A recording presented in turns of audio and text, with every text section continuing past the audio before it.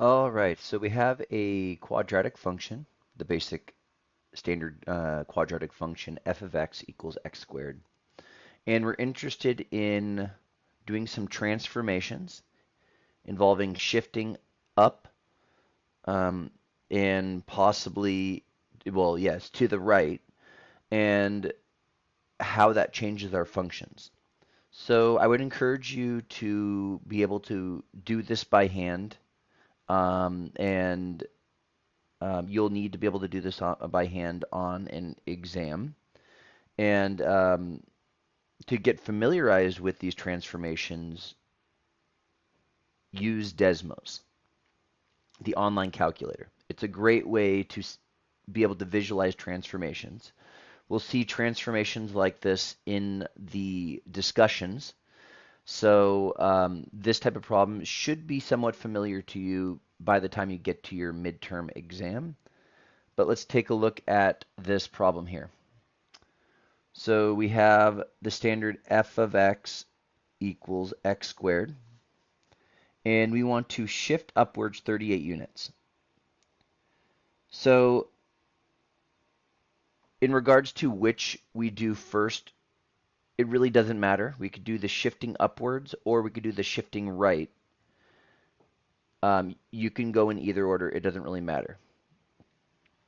So in regards to shifting right and shifting upwards, I would say upwards is easier to deal with because it's very intuitive. So we would have to add 38 outside in front of the x squared. You add 38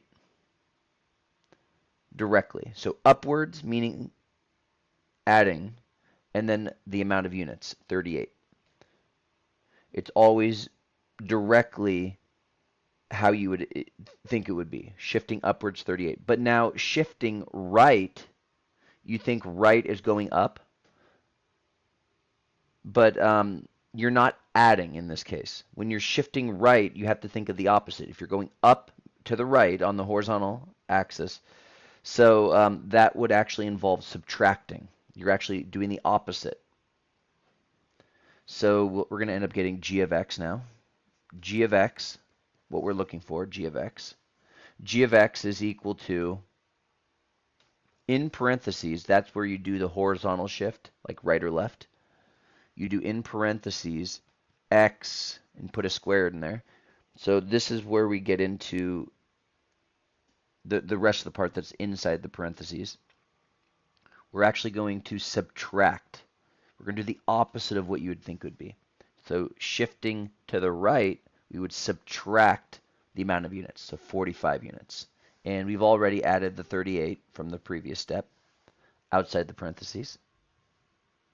And that's our solution. So we would get x minus 45 in the parentheses squared plus 38. Okay, so that's a pretty straightforward problem involving transformations for a quadratic function. Again, I would encourage you to play around with what I'm discussing about shifting up or down, left or right, and just play with the standard function for a quadratic in Desmos, and doing what we're doing in the discussions will give. I have a video on this too, how to use Desmos, and I would encourage you to go through that, and you'll have to be able to complete your initial post for the discussion activity. So yeah, you'll see a lot of this, and by the time we get to our midterm exam, halfway through the course, you should be well prepared to complete problems like this. All right, let me know if you have any questions, and I'm more than happy to help.